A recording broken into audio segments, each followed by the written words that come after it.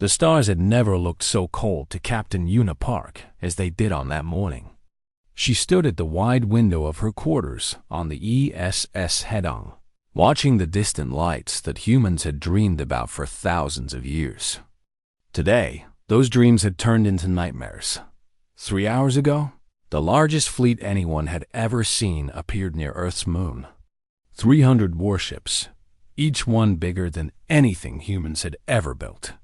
They came from the Varth Empire, a civilization that had conquered 17 star systems. They had crushed hundreds of species. They had never lost a war dot, and now they wanted Earth. Admiral Toven stood on the bridge of his flagship, the Eternal Dominion. He was tall and gray-skinned, with 4 eyes that had watched countless worlds burn.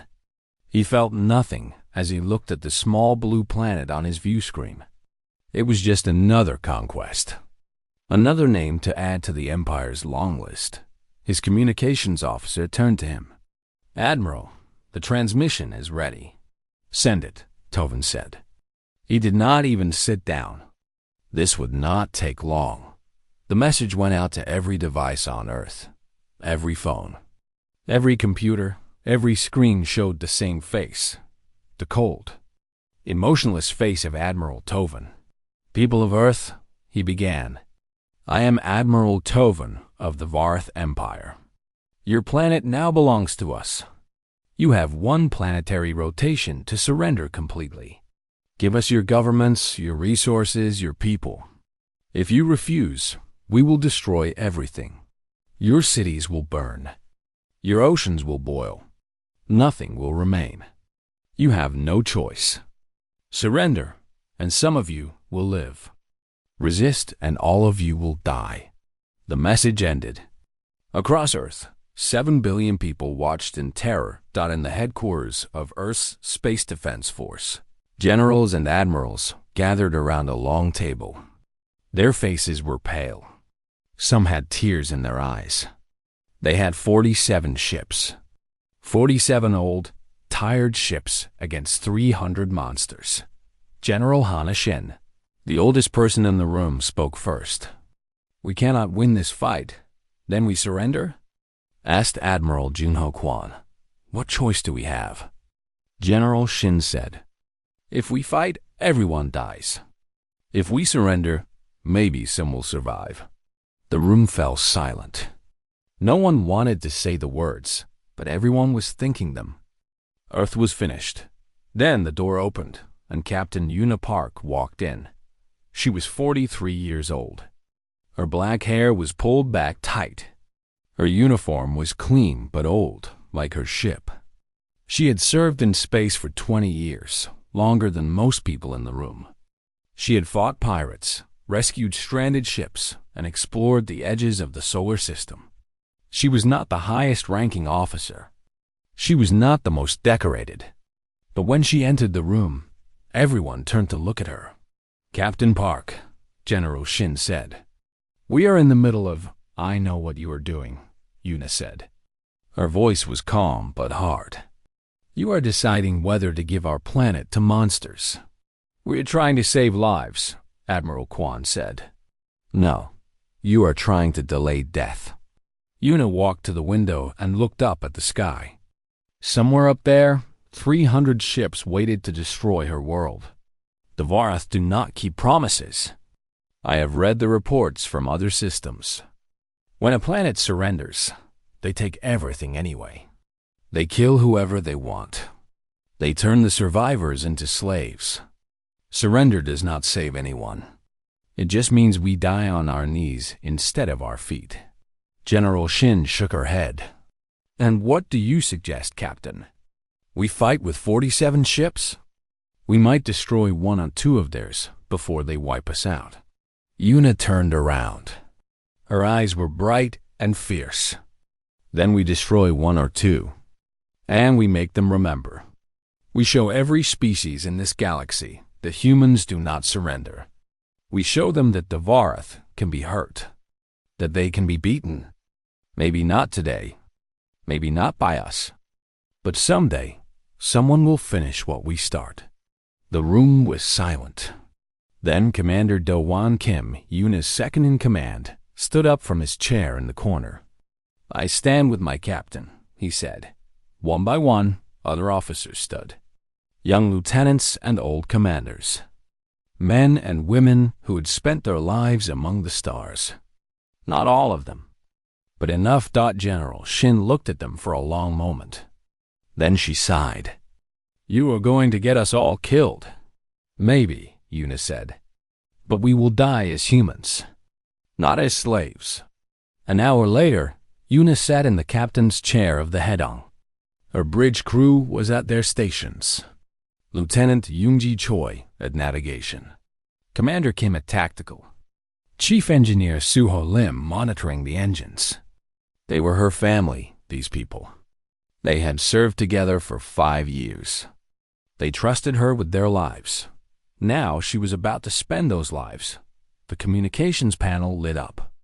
"Captain," said the young officer at the station, "the Varath flagship is hailing us. They want our response to their ultimatum." Yuna took a deep breath. She thought about her mother, who had died when she was young. She thought about her father, who had taught her to never back down from a bully. She thought about Earth, its mountains and oceans, its cities and villages, its 7 billion souls who were counting on her. "Open a channel," she said. Admiral Toven's face appeared on the screen. He looked bored. He expected to hear words of surrender. He expected begging and pleading and promises of obedience. Instead, he saw a human woman with fire in her eyes. "Admiral Toven," Yuna said, "I am Captain Yuna Park of the Earthship Hedong. I speak for my planet."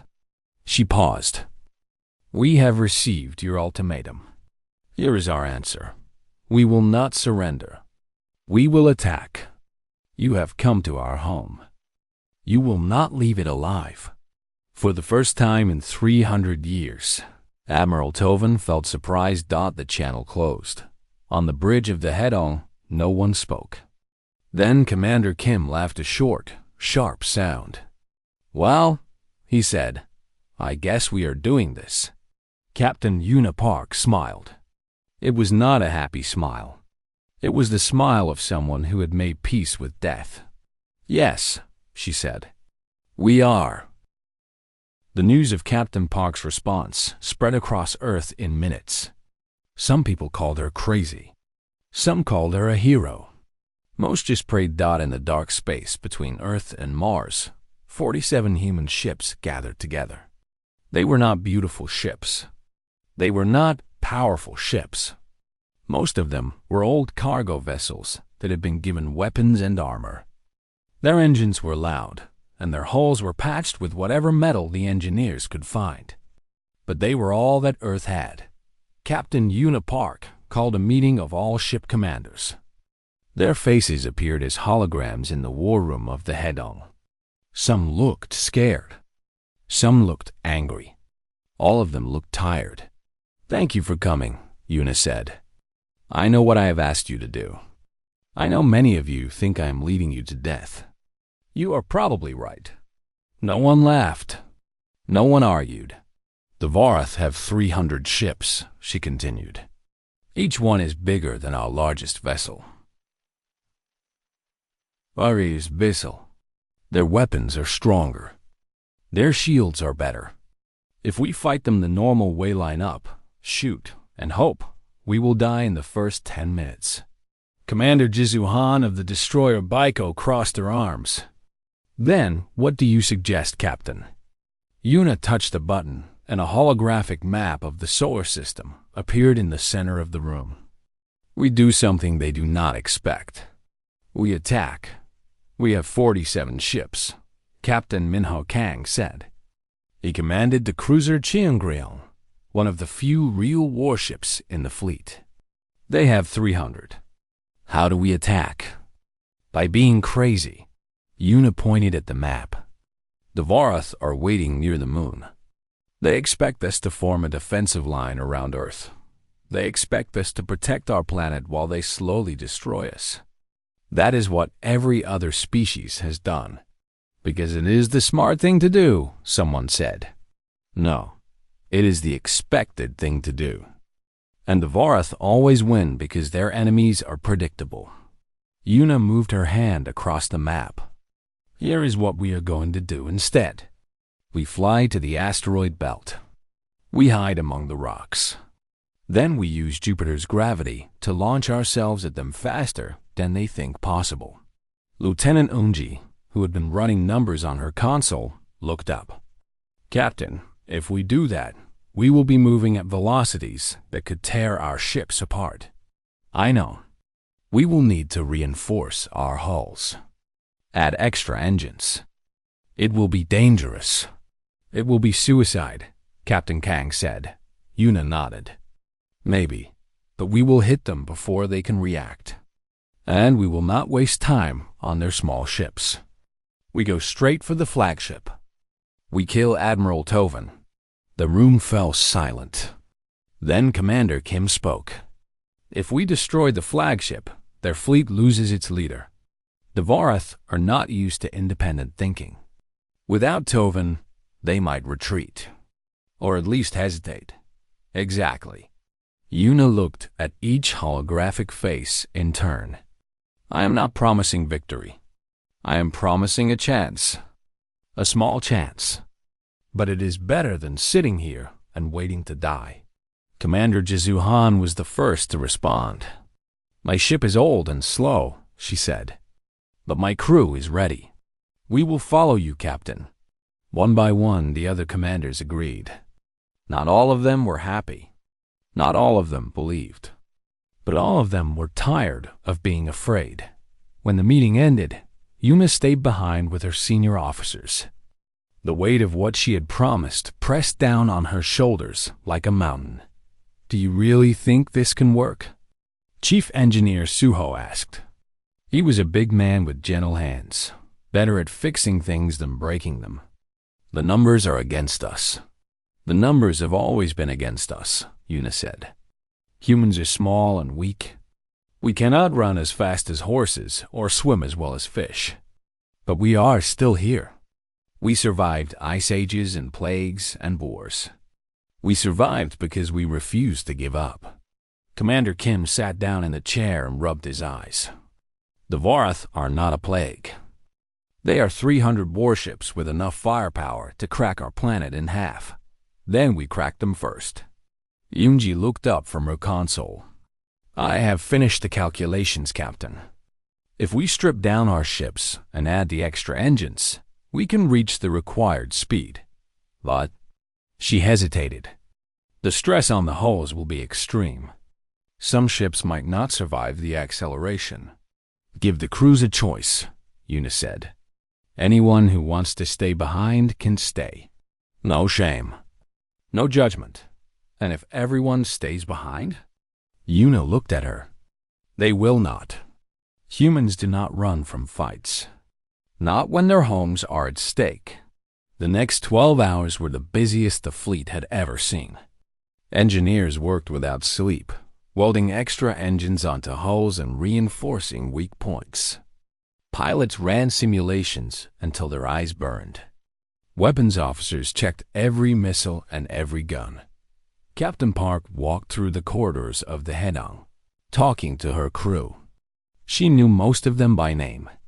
She knew their families, their dreams, their fears. She did not give them false hope. She told them the truth. We might die tomorrow, she said to a young weapons officer named Hyan. He was barely 20 years old, with bright eyes and a quick smile. You can leave if you want. No one will think less of you. Hyan shook his head. My little sister is on Earth. If we do not stop them, she dies anyway. Better to fight. Yuna put her hand on his shoulder. Your sister is lucky to have you. At midnight, Earth time, the fleet was ready. 47 ships, held together by hope and welding, pointed toward the asteroid belt. Captain Park stood on her bridge and looked at the stars. All ships, she said into the fleet-wide channel. This is Captain Park. In a few hours, we will do something no one has ever done. We will attack the Vorath Empire. Many of us will die, maybe all of us, but we will not die quietly. We will not die begging for mercy. We will die screaming and fighting and showing the galaxy what humans are made of." She paused. Her voice was strong and clear. "I am proud to serve with you. All of you. Now, let us go make some history." The engines roared to life. One by one, the ships of Earth began their journey toward destiny. Behind them, 7 billion people watched the sky and prayed. Admiral Toven sat in his command chair and waited. He had been waiting for 16 hours now, and he was getting bored. The humans had not surrendered. They had not attacked. They had simply disappeared. His sensors showed nothing. His scouts found nothing. It was as if the human fleet had vanished into the darkness of space. "Perhaps they ran away," said his second-in-command, a thin officer named Kresh. "Perhaps they are hiding on one of the outer planets." "They did not run," Toven said. He stared at the view screen, at the small blue planet that should have been his by now. "That woman? She meant what she said. She is planning something. What can 47 primitive ships do against us?" Toven did not answer. He did not know. And that worried him. 300 million kilometers away, the human fleet hid among the rocks of the asteroid belt. The ships were dark and silent, running on minimal power to avoid detection. Inside each vessel, crews waited in the dim light, eating cold food and speaking in whispers. On the Hedong, Captain Unipark studied the tactical display. The Varth fleet was exactly where she expected, in a loose formation around the moon, confident and relaxed. They thought they had already won. "All ships report ready," Commander Kim said. "The extra engines are holding. Yoonji has plotted the course." Lieutenant Eunju nodded, her fingers dancing across her console. "We will use Jupiter's gravity to sling ourselves toward the enemy. At maximum acceleration, we will reach attack velocity in 47 minutes. They will have about 90 seconds to react before we hit them." 90 seconds, Una repeated. "Is that enough time for them to stop us?" "No, not if we are lucky." Luck. That was what it came down to. Luck and courage and the desperate hope that somehow, against all odds, they could hurt the monsters who had come to destroy their world. Una opened a channel to the fleet. "All ships, this is the captain. Begin acceleration in 5 minutes. Stay tight. Stay focused. And remember why we are here." She closed the channel and looked at her crew. They were scared. She could see it in their eyes, in the way their hands trembled slightly at their stations. But they were also ready. Ready to fight. Ready to die. "Let us go to war," she said. The human fleet burst out of the asteroid belt like rockets from a cannon. The extra engines screamed with power, pushing the ships faster and faster. Inside the vessels, crews were pressed into their seats by the force. Warning lights flashed. Metal groaned under the stress. But the ships held together. On the Eternal Dominion, alarms suddenly filled the bridge. "Admiral!" Kresh shouted. "Contact!" Multiple contacts coming in fast from the asteroid belt. Toven jumped to his feet. "How many?" 47. All of them. Moving at impossible speeds. Toven stared at the tactical display. The human ships were coming straight at him. Not at his fleet. At him. At his flagship. "They are insane," he whispered. "Orders, Admiral?" "All ships, intercept. Destroy them before they reach us." The Varth fleet scrambled to respond. 300 ships turned their weapons toward the incoming humans. Missiles launched. Energy beams cut through space. The darkness between the moon and Mars lit up with fire. The first human ship died in seconds. The cargo vessel Deongju, carrying 20 crew members, was hit by 4 missiles at once. It exploded in a ball of flame, leaving nothing behind. Then another ship died, and another. But the rest kept coming. Lieutenant Taeyeon Beek led a squadron of 12 small fighters from the carrier Dokdo. His job was simple: get in the way, draw fire, buy time for the bigger ships. Stay close, he told his pilots. Do not try to be heroes. Just keep them busy. A Vareth cruiser appeared ahead of them, its guns already firing. Taeyeon dove his fighter straight at it, weaving through the energy beams with movements that should have been impossible. His pilots followed, spreading out to make themselves harder to hit. 2 fighters exploded. Then, 3 more. But the rest reached the cruiser and opened fire. Their small weapons could not destroy the massive ship, but they could blind its sensors and damage its guns.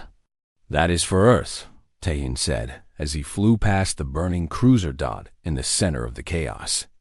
Commander Jisoo Han watched her display and made a decision. Helm, she said calmly.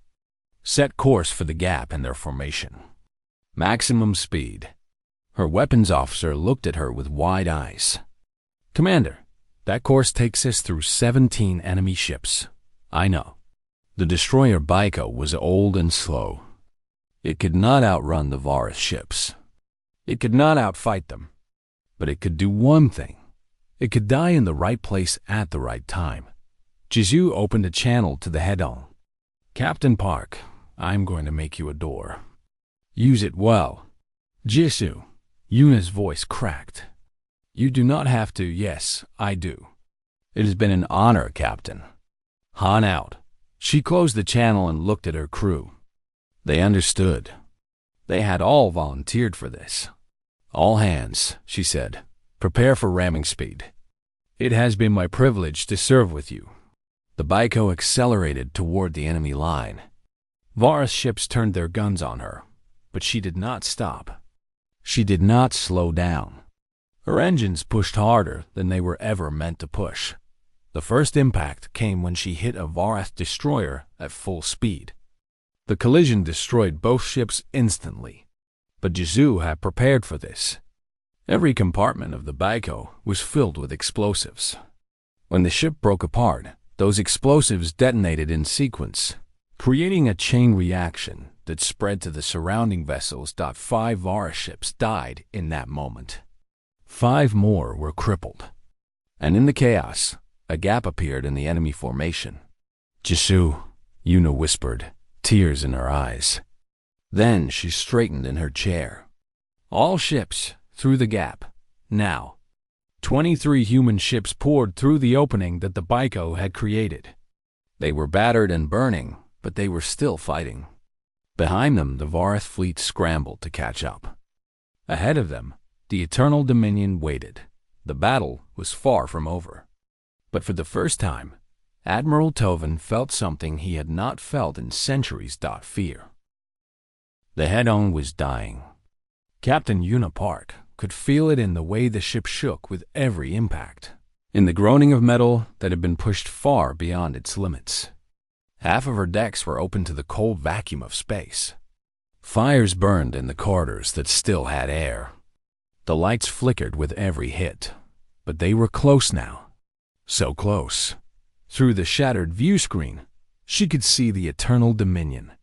The Vareth flagship was enormous, a mountain of dark metal covered with weapons. It hung in space like a god of war, surrounded by the burning debris of human ships that had tried to reach it. Status report, Yuna said. Her voice was hoarse from shouting orders over the noise of battle. Commander Kim wiped blood from a cut on his forehead. Main weapons are gone. We have 1 missile tube that might still work. Shields are at 3%. Engines are holding, but barely. How many ships do we have left? Kim checked his console. His face went pale. 12, Captain. 12 out of 47. 12. In less than an hour, they had lost 35 ships. Thousands of people. Friends and comrades who had followed her into this impossible battle. But the flagship was right there. If they could just reach it, what about the cargo bay? Yuna asked quietly. Chief Engineer Suho looked up from his station. He understood what she was asking. The mining explosives are still intact. We loaded 300 tons before we left. Enough to crack an asteroid. Enough to crack a flagship? Suho nodded slowly. Yes, if we can get close enough. Yuna closed her eyes for a moment. She had known it might come to this. From the moment she decided to fight, she had known that she might have to give everything. Not just her life, but her ship, her crew, her family. Unji, she said, plot a collision course for the Eternal Dominion. The bridge went silent. Lieutenant Yunji stared at her captain with wide eyes. A collision course? Captain, that means... I know what it means. Yuna stood up from her chair and looked at her crew. These people had served with her for years. They had trusted her with their lives. Now she was asking them to give those lives away. I am ordering all hands to abandon ship. Get to the escape pods. That is an order. No one moved. Commander Kim turned to face her. There was no fear in his eyes. Only a strange peace.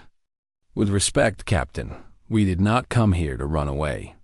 We came here to fight. This is not about fighting anymore.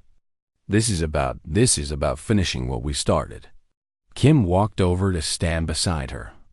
You said it yourself. We show the galaxy what humans are made of.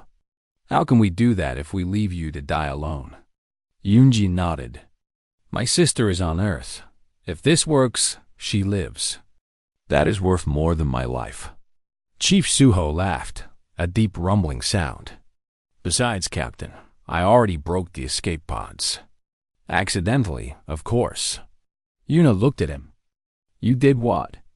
Accidentally, he repeated with a small smile. Very sorry. These old ships, you know, things break all the time. She wanted to be angry. She wanted to order them off the ship at gunpoint. But she could not, because she understood. They were not staying because they wanted to die. They were staying because they refused to let her die alone. They were staying because that was what family did. You are all insane, she said softly.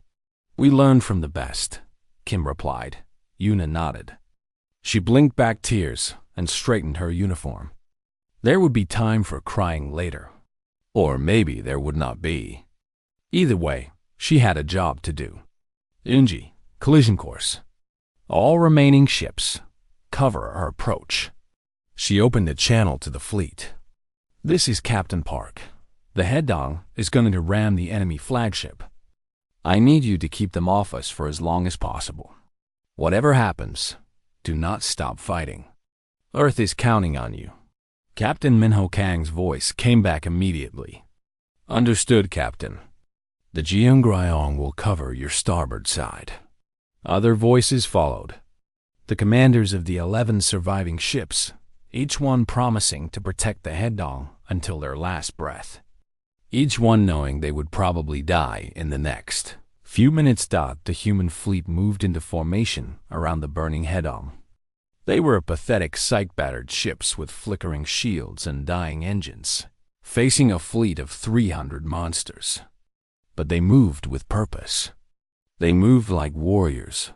Admiral Toven watched the human ships approaching and finally understood what he was facing. These were not primitive aliens. These were not cowards who would run at the first sign of danger. These were something he had never encountered before. These were humans. Destroy that ship, he commanded, pointing at the Hedong. All weapons focus on that ship. The Varth fleet turned its guns toward the human flagship. Thousands of missiles launched. Energy beams cut through space. It was enough firepower to destroy a small moon. But the human ships threw themselves into the path of destruction. The cruiser Hansen died first, taking a missile barrage meant for the Hedong. Then the destroyer Ulsan, ramming a Varth interceptor that had gotten too close. Ship after ship sacrificed themselves, buying precious seconds for Captain Park. Captain Minho Kang's Jeongryeong was hit by 17 missiles at once. The ship broke apart in a ball of flame. But before he died, Kang managed to send one final message. "Keep going, Captain. We are right behind you." Yuna cried openly now, tears streaming down her face as she watched her fleet die around her. But she did not look away. She owed them that much. She would remember every ship, every name, every sacrifice. "Distance to target?" she asked. 10,000 kilometers, Yunji replied. 90 seconds to impact. The Hedong shook violently as another hit struck the hull. More alarms joined the chorus of noise on the bridge. More systems failed. 60 seconds. A Vorath destroyer appeared directly in their path. Commander Kim grabbed the weapons console and fired their last missile. It struck the destroyer's engines, sending it spinning out of control. 30 seconds. The Eternal Dominion filled the view screen now, a wall of dark metal and flashing weapons. Admiral Tovan's face appeared on the communications panel, screaming orders that no one could hear over the chaos. 10 seconds. Captain Yuna Park stood at the center of her bridge, surrounded by the people she loved. They were not crying anymore. They were not afraid. They were proud. "For Earth," she said. "For Earth?" They answered. The Hedong struck the Eternal Dominion at full speed, and the stars themselves seemed to hold their breath. The explosion was visible from Earth. 7 billion people looked up at the night sky and saw a new star appear near the moon. It burned bright white for 3 seconds, then faded to orange and red. Those who had telescopes saw something more. The massive shape of the Vorath flagship breaking apart like glass. Its pieces tumbling through space in a silent dance of destruction. The Hedong and the Eternal Dominion died together. 300 tons of mining explosives, combined with the speed of the collision, created a force that nothing could survive. Admiral Tovan, who had conquered 17 star systems, did not even have time to scream. One moment, he was standing on his bridge, ordering his fleet to destroy the humans. The next moment, he was nothing. But the destruction did not stop there. The explosion sent waves of energy and debris in all directions. 30 Vorath ships that had been too close to their flagship were caught in the blast. Some were destroyed instantly. Others were crippled, their engines dead and their weapons silent. The remaining ships, suddenly leaderless, fell into chaos. On Earth, in the headquarters of the Space Defense Force, General Hana Shin watched the battle on her tactical display. She had been crying for the past hour, watching ship after ship disappear from her screen. Now only 5 human vessels remained, scattered among the debris of the greatest battle in human history. "The flagship is destroyed," her aide reported, his voice shaking. "Admiral Tovan is dead." General Shin stood up. "What about the rest of their fleet?" They are retreating, General. Without their admiral, they do not know what to do. They are leaving the system." Silence fell over the room. Then, slowly, someone started to clap. Then another person. Then another. Within seconds, the entire headquarters was filled with the sound of applause and cheering and crying. They had won, against all odds, against all logic, against 300 warships from the most powerful empire in the galaxy. They had won. The 5 surviving human ships limped back to Earth. They were barely holding together, their hulls scarred and their crews exhausted. But they came back as heroes. When they landed, millions of people were waiting to greet them. The pilots and officers who had survived became legends overnight, their names spoken with reverence across the planet. But the greatest honor went to those who did not return. Captain Yuna Park, Commander Do Hwan, Kim, Lieutenant Yoonji Choi, Chief, Engineer Suho Lim, Commander Jisoo Han, Captain, Minho Kang, Lieutenant Taeyun Beek, and thousands more, the men and women, who had given their lives to save their world. Their names were carved into monuments. Their faces were painted on murals. Children learned their stories in school, and adults whispered them to each other like prayers. But the impact of the battle reached far beyond. Words spread across the galaxy faster than light itself. The Vorath Empire, the undefeated conquerors, had been humiliated. Their flagship was destroyed. Their admiral was dead. Their fleet had run from a species that should have been easy prey. On 100 conquered worlds, people who had surrendered long ago began to whisper. They whispered about the blue planet in a small solar system. They whispered about the human woman who had said, "We will attack." They whispered about the small fleet that had charged 300 warships and won. And then, slowly, they stopped whispering. They started shouting.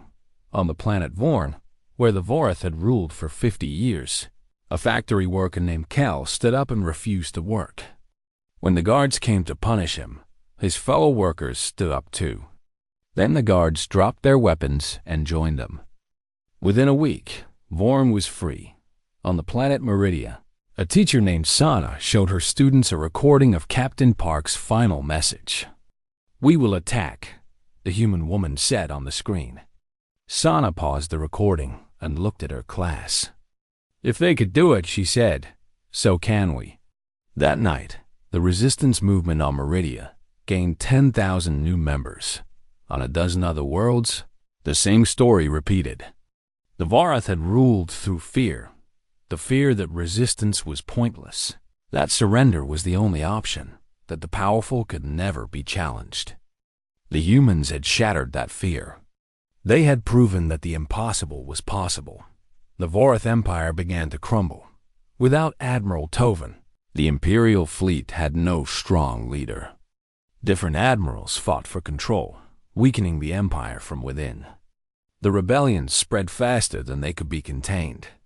Worlds that had been quiet for generations suddenly rose up. Species that had never fought back before started fighting now. Within 5 years, the Vorath had lost half their territory. Within 10 years, the Empire was gone broken into a dozen smaller states.